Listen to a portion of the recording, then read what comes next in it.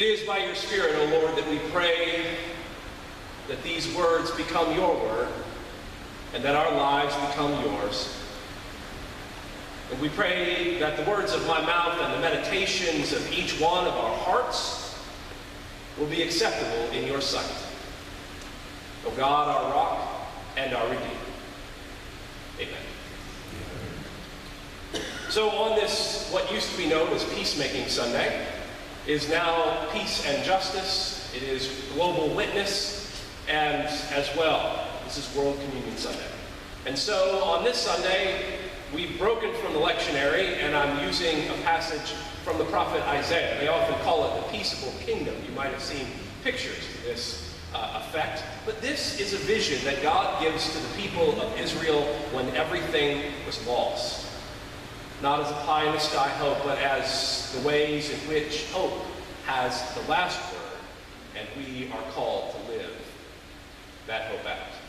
So I'm reading the 11th chapter, verses 1 through 9. Let us listen for what the Spirit may be speaking to the church. The prophet speaks. A shoot shall come out of the stump of Jesse, and a branch shall grow out of his roots. The Spirit of the Lord shall rest on him, the Spirit of wisdom and understanding, the Spirit of counsel and might, the Spirit of knowledge and the fear of the Lord. His delight shall be in the fear of the Lord. He shall not judge by what his eyes see or decide by what his ears hear. But with righteousness he shall judge the poor and decide with equity for the meek of the earth. He shall strike the earth with the rod of his mouth, and with the breath of his lips he shall kill the wicked. Righteousness shall be a belt around his waist, and faithfulness the belt around his loins. The wolf shall live with the lamb. The leopard shall lie down with the kid. The calf and the lion and the fatling together. And the little child shall lead them. The cow and the bear shall graze. Their young shall lie down together. And the lion shall eat straw like an ox. The nursing child shall play over the hole of the ass. And the weaned child shall put its hand on the adder's den. They will not hurt or destroy on my holy mountain. For the earth will be full of the knowledge of the Lord as the waters cover the sea. This is the word of the Lord. And thanks be to God.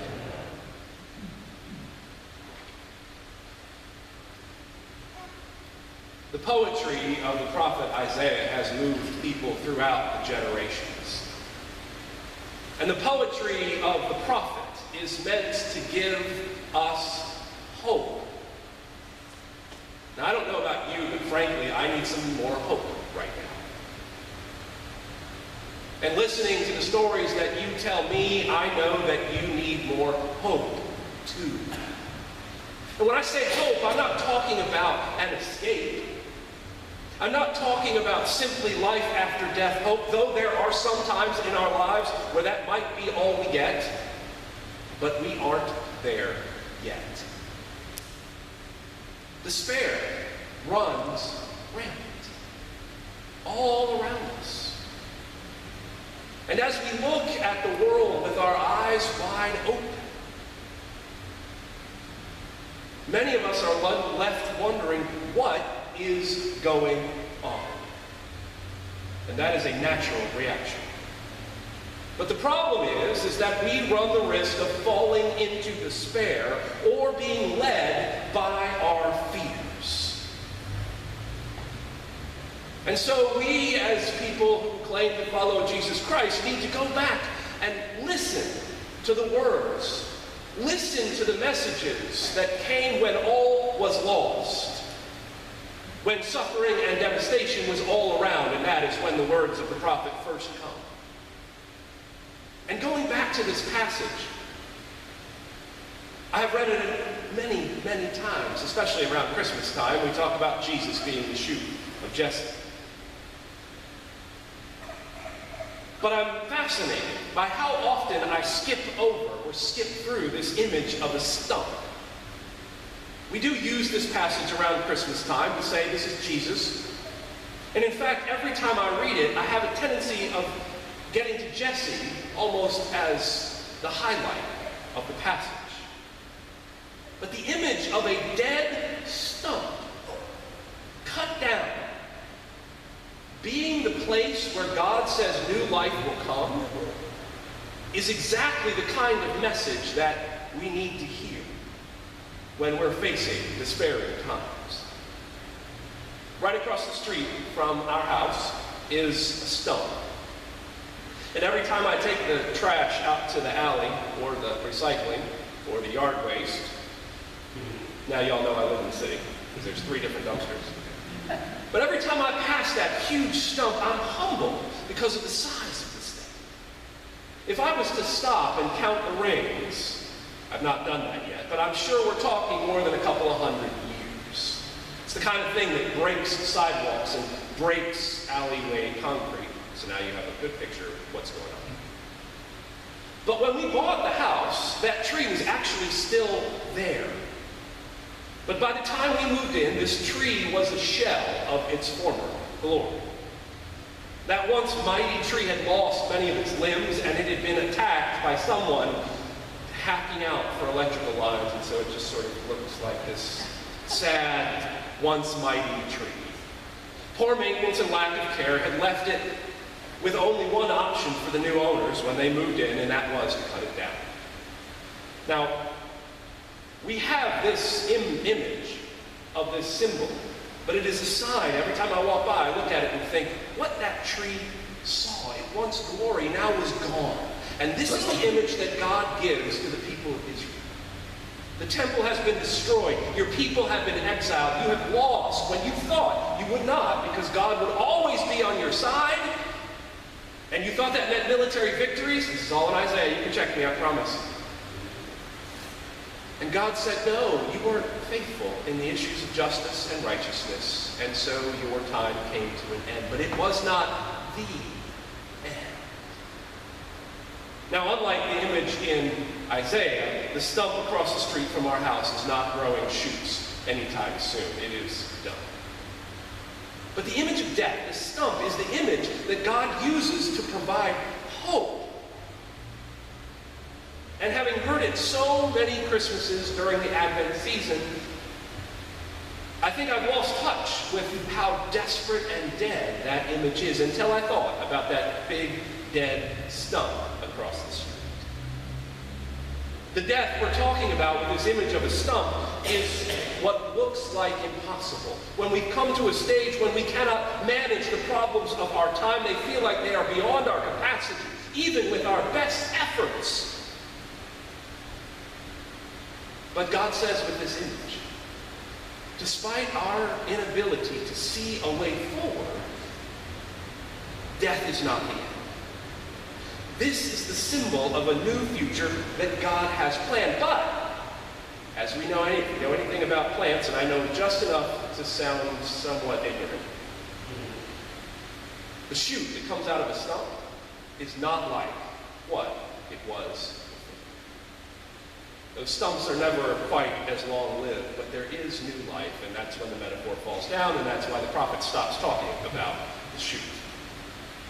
But it's important to know that that shoot is not like what had come before, in the same way. And so right there in the beginning of this passage, God is telling that a new thing is coming. That life will come where we have only expected to see death.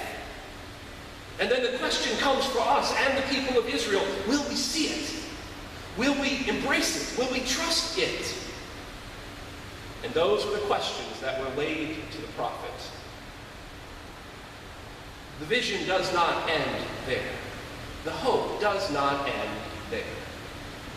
this passage continues and gives us a message that there will be a leader to come. Many people have missed that and thought it was them. It's not. Much of this passage, though, is about a new king, and that is part of the problem. Now, the king himself is not the problem. This king will judge the poor and the meek of the earth with justice and with care.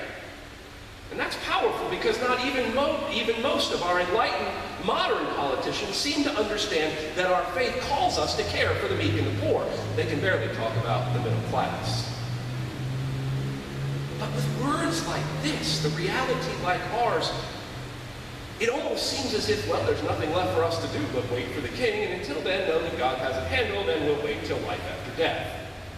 So our job is to sit back and wait. But that is not true in this vision. You see, at the end of the passage is where our calling comes. That's what I believe. After sharing this image that we often talk about, these serene pastoral images of this peaceable kingdom, what we have to really stop and think about is this is an image where predators are locked arm in arm with prey. These are beasts that will kill other beasts for their own survival. And God says in this vision of peace that the lions of the world, the leopards of the world, the bears of the world, the snakes of the world have some learning to do. They have to figure out that what they consider their prey are in fact their brothers and sisters. That the meek and the poor, instead of seeing them as hindrances to the bottom line, are their brothers and sisters. That's the radical vision that we've been given. But the question is how? How did they go from being predator to being brothers and sisters? How is this pie-in-the-sky vision of love and peace and tranquility come about? And unfortunately, too often we've said, not a lot we can do. But there is, if we keep reading. They will not hurt or destroy on all my holy mountain for. Now, anytime you read the Bible and the word for shows up, it's about to tell you the reasons about all of it. The reason there won't be any more violence, there won't be any more killing is that, and here it is, the earth will be full of the knowledge of the Lord. So it looks like we've got some educating to do. That's why we say teachers are heroes. It is the knowledge of the Lord, like the sea, the waters upon the sea everywhere. Now, if we aren't careful, it may sound like what we need to do is go out and convert everyone and make them believe Jesus just like we do. And that has never gone well, especially for those who were forced to convert. So, in the last couple of weeks, I was sent a video, some of you might have seen this, by the Dalai Lama. And he's talking about the role of violence in religion. And he said, and I quote, and he wasn't talking about Christianity, by the way, but I think it fits. Quote, any person who wants to indulge in violence is no longer a genuine Buddhist or Muslim. We could add Christian there too. Because it is a Muslim teaching that once you are involved in bloodshed, you are no longer a genuine practitioner of Islam. All major religious traditions carry the same message, a message of love, compassion, forgiveness, tolerance, contentment, self-discipline, all religious traditions. End quote. But then he goes on to say that the common ground that we need for true peace is that for us to know the foundations of our own faith traditions. In other words, what I think he's saying is what the prophet is saying. When we have fuller knowledge of God, when we understand fully what our faith teaches, we'll learn that violence is not the way, it's not God's plan. It may be the way of the world and of our nation, but it is not God's way. So our calling, then, is to not fall into despair because we feel there is nothing we can do. Part of our calling, at least in this passage, is to learn our traditions better. So we will know how true this is. And so we will know more fully the stories that will keep us from despair when times get tough. So there's a veteran reporter for the Charlotte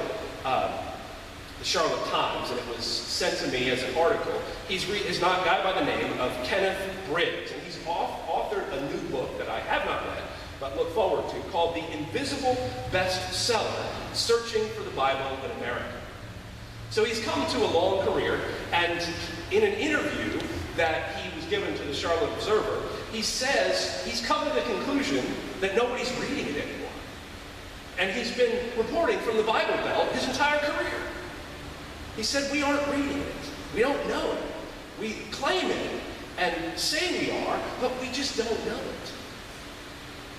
And if we aren't reading and we aren't somehow studying together, we aren't passing it along to others, and we certainly won't pass it along to our children.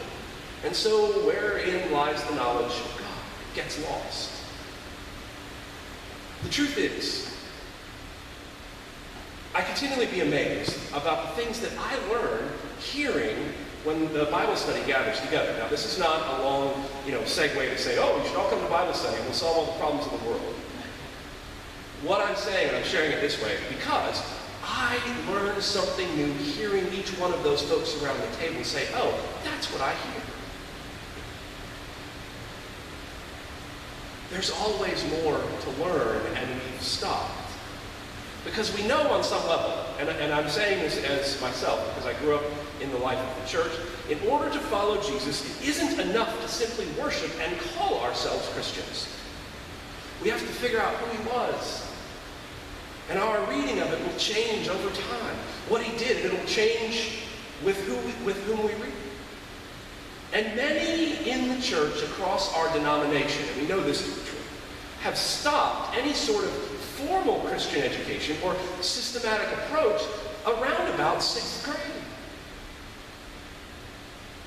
Now, here's what's fascinating in the Presbyterian Church, is we have a lot of professional, well-educated people. Doctors, lawyers, and well-educated folks who read and take pride in their education. And we should. And yet, they're walking around when it comes to their faith tradition with about a 6th grade education. Piecemeal here and there after that. But that's the reality facing the church. But the problem is, when you have folks that don't know, we can't blame them. We have to say it's been a failure of leadership. And as a leader, I'm pointing the finger at myself. Now, where did this show up most recently in the denomination? The last 2 years, they've changed what's known as the Bible Content Exam. You may not know what that is, but you have to take ordination exams in order to be a pastor in the Presbyterian Church. And the first one is called the Bible Content Exam. And so the way that we passed it back when I was in seminary was that we take the last 7 or 8 years of the previous tests and just study those. I got a 92%. But the truth was, I didn't know those answers. And I had grown up in the Presbyterian Church, and I did not know. So 2 years ago, because everybody knew, I will say I learned something just studying the tests, but probably not very fair. So last year, 2 years ago, they decided to change the exam. And they had, I think, 30% passing rate. This year, they considered it a success because there was a 50% passing rate. These are children who are going to be pastors, who are ours. So it is a failure of leadership, and we're working to go back to reclaim these stories, to say, oh, this is what it means. Why is it important? Not just to pass exams or to say we can pass Bible trivia. Did anybody ever grow up doing sword drills? Okay, so there's the Baptists in the room. So what you would do, and I don't know if you've noticed this or not, right? We have started asking our kids to memorize the books of the Bible and learn the prayer of the church. Some of you might go, oh, that explains a lot now. So we would do this exercise where they would call out a Bible passage, how fast you get there, and you win prizes because there was candy involved. See what we missed out being Presbyterian?